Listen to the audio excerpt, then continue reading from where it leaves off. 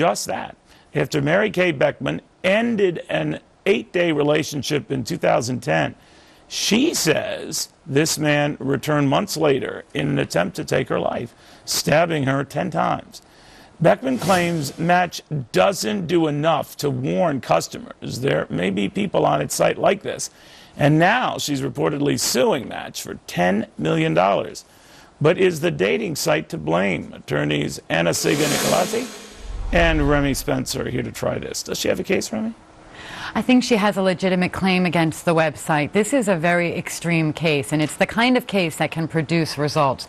Yes, she's suing them for $10 million, but what she really wants is for Match.com to do a better job at screening its subscribers and notifying its customers that this is possible. Of course, everybody assumes some risk when they join a site like this, but they should let their customers know that these kinds of extreme situations are not just possible, they're realistic, because it happened to her. When I heard about this story, I did a little research, and I learned in 2011 another woman who had been on this site was raped by a man, and she sued the site. They refused to do anything. Initially, they put out a very strongly worded press statement. They said, there's nothing we can do. She said, all I want you to do is cross-check these people with the National Sex Offenders Registry. Well, 3 days after she filed the suit, that's what they started doing. So hopefully this Would this guy have come up under that? This gentleman would not have. He did not have a criminal history.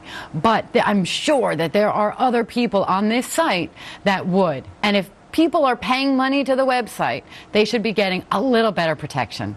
All right, Match did put out a statement, and this is it. This is about a sick, twisted individual with no prior criminal record, not an entire community of men and women looking to meet each other. What do you make of that, Anna? You know, this is an awful, awful case, but Match.com is not there to protect the users. Basically, what you pay them for is for them to put in all your information. They come up with their algorithm, their mathematical matches, if you will, and hopefully they can help funnel people together. They're going to get along and hopefully have a wonderful, lasting relationship. Happens sometimes, sometimes not. We have to use common sense when we're talking about these websites. And, you know, when I heard about this story and when I knew that I was talking about this topic, I went out and I read Match.com's user agreement. It is 5 pages, single spaces, telling their users, we do not do background checks. We do not verify the information put out by the customers. In a perfect world, they should, sure, but that's not what they're paying for. When you have a site that has 15 million, I believe, users, it's not a realistic possibility. And just like when you meet someone in a bar in the supermarket, we have to use common sense and take our own precautions. I have to respectfully disagree. I do think it's different than meeting somebody in a bar. There are so many other products where companies like Match.com make money. For example, tobacco, alcohol. There are prominent warnings, notices to the consumer that this could cause death, for example, in the case of cigarettes.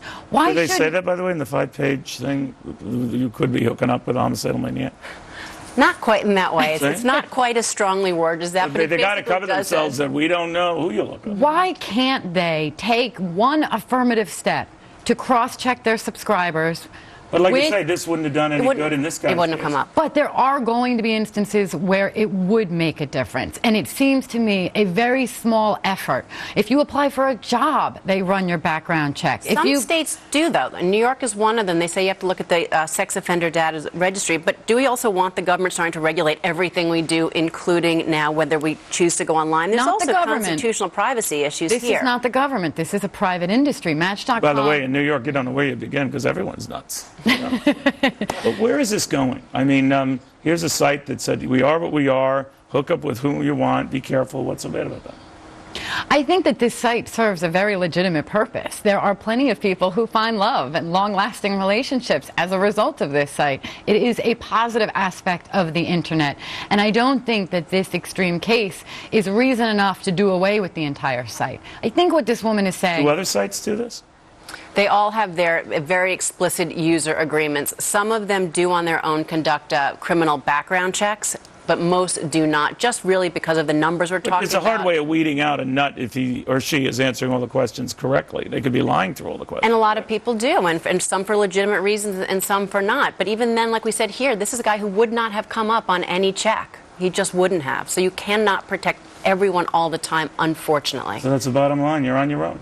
You are on your own. Be careful, be safe, be aware that this can happen, and be responsible. Do you think it scares women, though, hearing an incident like this? Maybe I shouldn't use these sites at all.